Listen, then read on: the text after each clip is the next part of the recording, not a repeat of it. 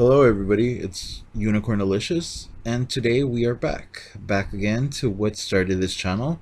Yes, another Iceman #1, and no, it's not any better than the first one. So let's just get started with this. Now, you think Marvel Comics would have learned from the first run and said, "We're not bringing this back," or Cena Grace would have learned from the first run and said, "Hey, I'm gonna try different, do different." But from the cancellation of the first one, that letter that he wrote, he did say he wouldn't change anything that he had done. So I don't know why I even expected this to be any different. I really wasn't even gonna read this, but here I am.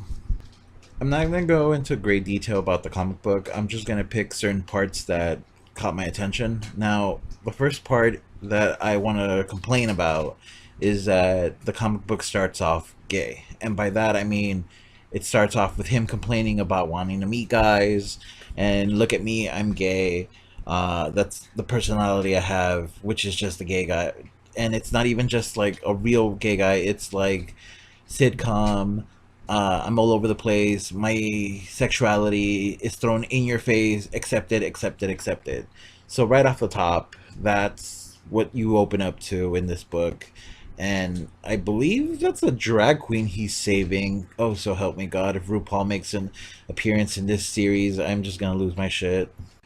So the way that it started, I could see it turning off a couple of people because you don't want to pick up a comic book just to be lectured, I guess, or be thrown in your face about the sexuality of a character, because it's supposed to be of a hero doing heroic things, and Iceman is more than just gay, and he's more than just a mutant. I mean, there's lots of aspects about him. So they're just making him one dimensional, and that dimension being gay. So I could see this turning off a lot of people right off the top. I don't know. Another thing, he's just being really cocky, and he's trying to say that he can meditate and control his golem because the students that are in the danger room are beginners and they barely know how to use their powers. But in reality, if you look at the mutants that are there, which I only know two, and I think one of them is the one that he saved in his first series, that girl who spits that turns hard or something. I don't know. But if you look at it, Anil Victor, from what I understand, he already graduated from Xavier's, and I believe he's teaching a class there too. So I don't understand why he's in a beginner's class in the danger room being taught by Bobby. Another person is Eyeball Boy or Eye Boy, whatever his name is. He was briefly in the Generation X remake series that got canceled as well. And from what I understand, his massive amount of eyes give him great perception of weaknesses and stuff like that. He is a bit of a spaz, but he's a he's his abilities, he already knows how to use them, and he also developed a second mutation where I think he has like X-ray vision of some kind. So I don't understand why he's there either. So that makes no sense to me. This actually just shows that nobody bothers to talk to anybody within the company to know if these characters are being used in other series, or if they've been revamped or overpowered or whatever. And somebody obviously does not do their homework in background checks on the characters that they use. I really think Anno was just added because Anno's gay, and this is a gay comic book from a gay author about a gay character, and it's gay, gay, gay, gay. I mean, the reference alone that girl says about Beyonce, come on. And then the reference that they do about Taylor Swift later on in the comic book, I'll show what they're talking about. But yeah, it's gay for the sake of being gay. That's pretty much it. In the previous series, he was a jerk to his parents, and he was just plain out a jerk. And now he's just petty and childish, and not even like in a good way. I mean, look how he treats his students who are following his ex-boyfriend. His ex-boyfriend who became his boyfriend after the first day of meeting, and I think they dated literally like another day before he decided to move out over there to LA to be with him. Like, I had pizza in the fridge longer than that whole relationship or that whole thing, and that was stupid. And for him to go ahead and treat his students like that, and Kitty seeing this and allowing it, I mean, he was part of the original X-Men, and he understands mutants having to learn to use their powers and the importance, since there's so few mutants. And this is just really bad writing. I can't take this. This is a really bad take on Iceman, and he has so much potential, and for them to do this to him. And now it brings us back to the Taylor Swift reference. So apparently he goes to help the Morlocks because they asked for help, or something like that. Because the new leader of the Morlocks, I believe, they're his or her little brother. I'm not sure if it's a girl or a boy. I think it's a boy. Yeah. His little brother's missing, and they make this big ordeal about how the little brother's gay, and he was teased at school because he liked Taylor Swift, and he shrieked at her concert or whatever about her concert. The point is, the kid was very flamboyant, so he got picked on at school for it. And that's the stories that you're gonna get from this. You're gonna get gay stories, and I don't know what else to say about it. It's basically, like I said, it's gay, gay, gay, gay, gay. Like, we get it. You can have a gay character, but all the stories don't always have to be all gay.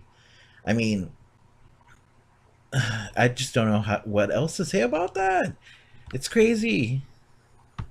A big thing that caught my attention about this was the whole, I guess they're gonna be the new Marauders or whatever. I'm not sure. It's a group of mutants who are attacking the Morlocks because they don't look human enough, and they figure that, I guess, if they get rid of the non-human looking mutants, it's easier for regular looking mutants to get along with humans. But the idea on this, the thing that comes to mind is everybody relates to the X-Men because the X-Men are feared and hated for something that they can't help, which is being mutants. And a lot of people relate to that because, you know, people feel different, or they feel that they're treated different because of their ethnicity, their gender, sexual preference, stuff like that. So you can relate to the X-Men because of that. But he takes it literally, and right now there's like a thing where, like, I guess gay guys are being like dickwads to other gay guys because there's that thing where, like, in hookup apps where people will say, oh, no fats, no femmes, no Asians, or stuff like that, which basically means, like, you're discriminating within your own community. And he literally, I think this is a metaphor for, not a metaphor, I think it's like his take on that. So it's basically like, you know, if you're in a gay app and you're mask looking for mask, I guess this is like that thing, like, you're a mutant, but you're only accepting of other normal looking mutants, not like deformed ones or who have like different characteristics like that. So that, I don't, that caught my attention real quick because to me that's where this, like I said, this is a gay book by a gay author about a gay character, and the story is just gay. So that's what caught my attention, and that's what translated to me. So maybe I'm wrong, but that's literally what I took from that. Now, my final complaint about this book is basically Bobby's sense of humor. It's really bad. It's really not funny, and I don't get what some of his jokes really are. Maybe they just went over my head or whatever, but they're not funny. And the fact that Jubilee is carrying around a dad joke jar that he has to put money in every time he says a dad joke, like, aren't dad jokes supposed to not be funny because they embarrass the kid or whatever? So the whole idea that he's aware that they're not funny is sad because that feels like a giant middle finger to the readers, to the fans who love this character or whatever, because they're making him something that he's not. And the idea that it's okay and he's aware of it is that's just bad. Like, why don't you try to make like actual funny jokes for him to say, and not these awkward weird jokes where he tries to like Spider-Man kiss a guy, obviously a hetero guy, because he got like mad about it, you know. So yeah, that's weird. And then he, like I said, he's just a jerk. uh Not a jerk, he's whiny and stuff like that. And the whole idea that, you know, Bishop tells him like, hey, you know, when he's complaining about saying, telling Kitty, oh, I was right, but you didn't want to give me a whole team for me to bring, but yet we won this and whatever.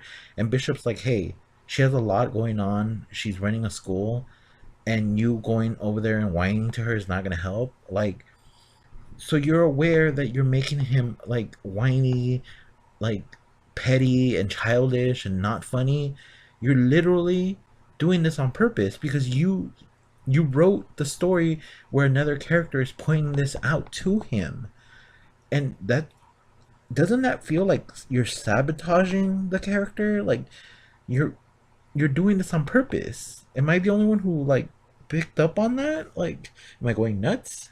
Is this what he's going for? Does he want it to get canceled again? The only good thing about this comic book is that the White Queen comes out at the end.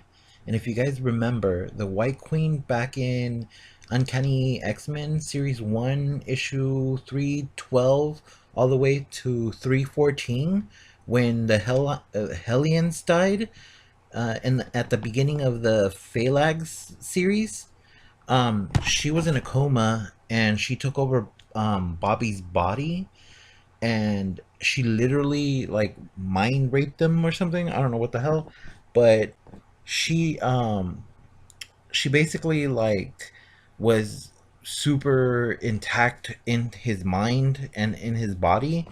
And even on what is it, Uncanny X-Men issue 318, Bobby tells her like, you know everything about me, basically. You made my body, my you used my powers in ways I couldn't do and stuff like that. And in order for her to do something like that, she had to have really been deep intact in his mind, because mutant powers are triggered by emotion and stuff like that. So she had to have been deep in him. So she has to know a lot about him. So that in itself, because she basically was like, hey, get off my nutsack, because you're not up to my level, because you were scared, and you know why you don't want to do push your powers to that extreme. So she has great insight in Bobby's mind. So the fact that she's in this comic book, um basically, gives it a good potential, because if used right, Emma could just be like, hey, you're not really gay. Young Jean basically converted you psychically into gay. Because if Bobby was gay, and at that time in issue 318 of Uncanny X-Men Series 1, when she was being like really harsh with him about pushing him to use his powers, she could have thrown the whole, you're secretly gay and you're hiding it, but she didn't, because he wasn't. So if used properly, I mean, she could easily mind wipe the gay out of him, because he's not really gay. So that could be, hey, why not, right? But here's hoping. So basically, that's basically my thoughts on this comic book. I know I didn't really go into a lot of depth into it, because there's not a lot of depth. Basically, this comic book is the shallow end of the pool. So thanks for watching, and I hope you enjoyed, and stay majestic.